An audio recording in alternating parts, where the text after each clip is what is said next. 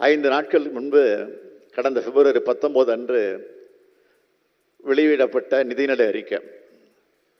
அதில் புதிய அறிவிப்புகள் வெளியிடப்பட்டிருக்கு. புதிய தொழில்நுட்பங்கள் அதை உருவாக்குற புத்தொழில் நிறுவனங்களுக்கு நிதி உதவி அளிக்க இந்த ஆண்டு 5 கோடி ரூபாய் நிதி ஒதுக்கீடு செய்யப்பட்டுள்ளது. கோயம்புத்தூர்ல புதிய தகவல் தொழில்நுட்ப பூங்கா 20 லட்சம் சதுர அடியில் 1100 கோடி ரூபாய் செலவில் உருவாக்கப்பட இருக்கு. அடுத்த 5 ஆண்டுகளில் 200 கோடி ரூபாய் செலவில் மாநில தரவு மையம் மேம்படுத்தப்படும். மதுரையில் புதிய டைடல் பூங்காக்கள் 6.4 லட்சம் சதுர அடியில் 345 கோடி ரூபாய் செலவில் உருவாக்கப்பட உள்ளது. திருச்சியில் 6.